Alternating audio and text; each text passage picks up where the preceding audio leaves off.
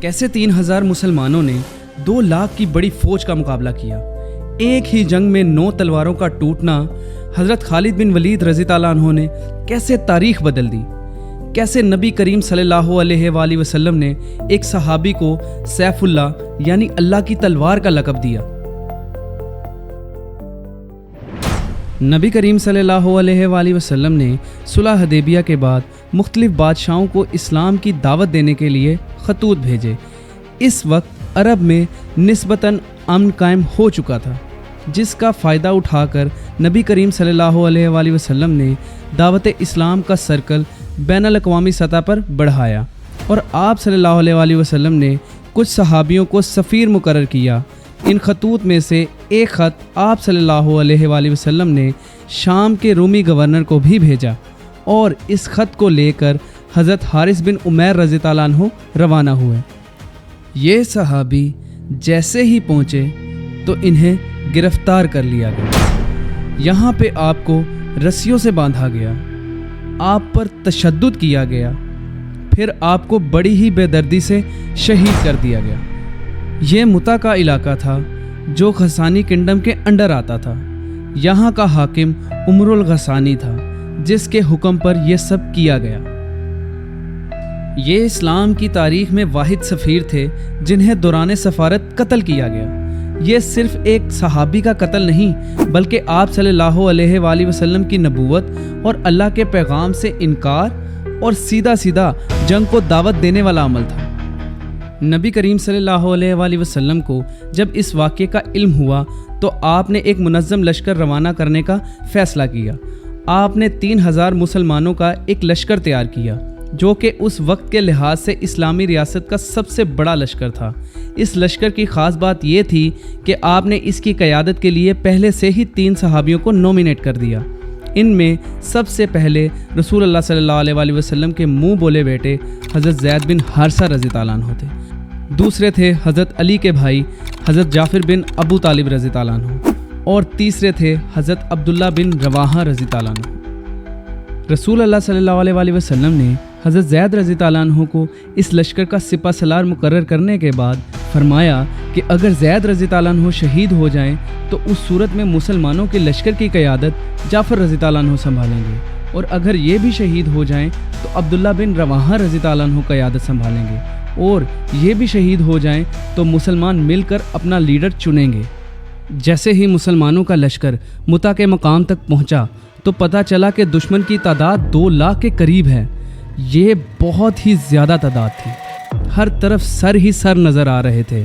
اتنی بڑی فوج کو دیکھ کر کچھ مسلمان گھبرا گئے۔ بعض صحابہ نے مشورہ دیا کہ مدینہ واپس لوٹ کر رسول اللہ صلی اللہ علیہ وآلہ وسلم کو اطلاع دی جائے، لیکن عبداللہ بن رواحہ رضی اللہ عنہ نے وہاں جذباتی اور ایمان افروز تقریر کی اور فرمایا، ہم لڑنے نہیں، شہادت کے لیے نکلے ہیں، دشمن کی تعداد سے نہیں گھبراتے، جنت ہمارا انجام ہے، اب رکنا نہیں بلکہ آگے بڑھنا ہے۔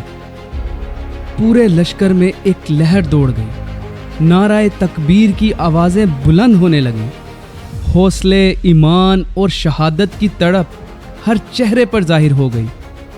سپاہیوں نے تلواریں جوش کے ساتھ نیام سے نکال لی۔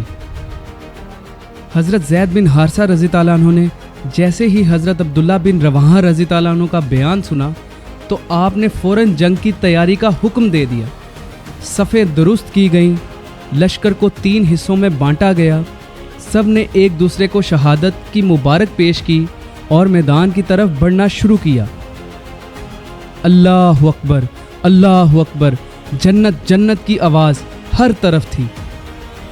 جنگ شروع ہوئی، رومن امپائر کی فوج گرجنے لگی، نیزے، تیر، تلواریں، ہر طرف موت کا شور تھا، مگر حضرت زید رضی اللہ عنہ اپنے سفید گھوڑے پر جھنڈا بلند کیے دشمن کے بیچ جا گھسے اور ایک نعرہ بلند کیا، اللہ اکبر، اللہ اکبر، محمد کے غلام ہیں یہاں۔ وہ دشمن پر ایسے جھپٹے جیسے شیر بھیڑیوں کے ریوڑ پر حملہ کرتا ہے۔ ہر وار کے ساتھ ان کا جسم زخمی ہوتا گیا لیکن جھنڈا گرنے نہیں دیا۔ آخر کار ایک نیزہ آیا और सीधा आप रज़ी ताला अन्हु के सीने में पेवस्त हो गया। आप रज़ी ताला अन्हु अल्लाह का झंडा थामे ज़मीन पर गिर पड़े और शहीद हो गए। हज़रत ज़ैद रज़ी ताला अन्हु जैसे ही शहीद हुए, हज़रत जाफ़र रज़ी ताला अन्हु आगे बढ़े और झंडा संभाला और वो दुश्मन के समंदर में शेर की मानंद कूद पड़े। तलवार हाथ में थी और ज़बान पर तकबीर के नारे। आपने दुश्मन की सफ़ों में घुसकर इस अंदाज से लड़ाई की जैसे शेर अपने शिकार पर झपटता है। आप अलम उठाए काफिरों को चीरते हुए जा रहे थे। इतने में काफिर ने तलवार से ऐसा वार किया जिसकी वजह से आपका पहले दायां बाजू और फिर बायां बाजू कट गया और फिर आपने अलम को अपने कटे हुए बाजू और सीने से लगाकर बुलंद रखा। फिर दुश्मन के ऐसे तेज़ वार हुए जिसकी वजह से आप शहीद हो गए। तारीख़ इनकी शहादत को इस अंदाज से लिखती है कि जब ये शहीद हुए तो इनके जिस्म पर 90 से ज़्यादा ज़ख्म थे। एक भी पीठ पर नहीं बल्कि सब के सब फ्रंट पर। इनकी शहादत के बाद हज़रत अब्दुल्ला बिन रवाहा रज़ी ताला अन्हु ने क़यादत संभाली और फिर आपने अलम को थामा और जंग के लिए आगे बढ़े। आपके दिल में ईमान की ताकत थी। आप अपनी तलवार को चलाते आगे बढ़ते जा रहे थे और एक एक करके दुश्मन को ढेर करते जा रहे थे। लड़ते लड़ते आप शदीद ज़ख्मी हो गए।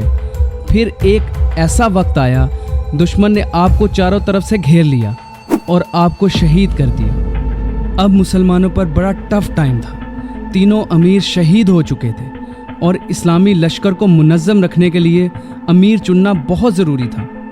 ऐसे में एक सहाबी साबित बिन इकराम रज़ी ताला अन्हु आगे बढ़े और अलम को उठाते हुए बुलंद आवाज़ से कहा, ए मुसलमानों, किसी को अमीर चुनना होगा।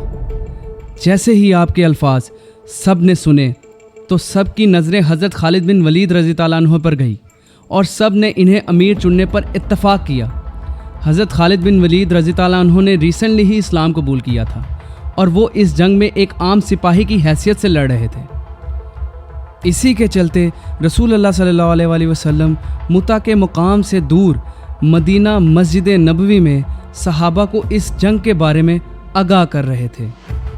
आपने फरमाया, झंडा ज़ैद ने लिया और वो शहीद हो गए। फिर झंडा जाफ़र ने थामा और वो भी शहीद हो गए। इनकी शहादत का जिक्र करते हुए आप सल्लल्लाहु अलैहि वसल्लम की आंखों में आंसू आ गए। आप सल्लल्लाहु अलैहि वसल्लम ने फरमाया, मैंने जाफ़र को जन्नत में देखा है कि अल्लाह ने इनको 2 बाजू अता किए जिनसे वो फरिश्तों के साथ परवाज़ कर रहे हैं। इसी वजह से इन्हें जाफ़र तैयार भी कहा जाता है। फिर अब्दुल्ला ने झंडा लिया, वो भी शहीद हो गए। अब झंडा अल्लाह की तलवारों में से एक तलवार खालिद के पास है। ये वो मौका था जब हज़रत खालिद को सैफुल्लाह का लक़ब मिला। जैसे ही हज़रत खालिद ने क़यादत संभाली तो आपको रियलाइज़ हुआ कि इतनी बड़ी फ़ौज का मुकाबला करना मुश्किल है। तो आपने एक प्लान बनाया। आपने सबसे पहले रात के वक्त पूरे लश्कर की पोजीशंस को तब्दील कर दिया और इनमें से चंद सिपाहियों को पहाड़ की दूसरी जानिब जाने का हुक्म दिया। जैसे ही सुबह का सूरज तलू हुआ, दुश्मन मुसलमानों की पोजीशंस देखकर हैरान हुए। उन्हें लगा मदीना से मज़ीद फ़ौज इनकी मदद के लिए आ गई है और दूसरी तरफ पहाड़ से भी धुआं उठता नज़र आने लगा। जैसे हज़रत खालिद ने यह मंज़र देखा तो आपने ज़ोरदार हमला किया और आप दुश्मन की सफ़ों को चीरते हुए जा रहे थे। आपने इस दौरान दुश्मन के कई कमांडर्स को भी ज़ख्मी किया। फिर एक वक्त ऐसा भी आया जब आप दुश्मन के हिसार में आ गए। दुश्मन ने आप पर ज़ोरदार हमला किया। दुश्मन का हमला इतना ज़ोरदार था कि आपके हाथ में एक के बाद एक तलवारें टूटने लगीं। तारीख़ में आता है कि आपके हाथ में 9 तलवारें दुश्मन से लड़ते हुए टूट गईं। मुसलमानों की बहादुरी और शुजाअत को देखकर दुश्मन घबरा गए और पीछे हटने लगे। इसी मौके का फ़ायदा उठाकर आपने अपनी पूरी फ़ौज को इनके हिसार से निकाला और मुसलमानों के तमाम लश्कर को बाहिफाजत मदीना ले आए।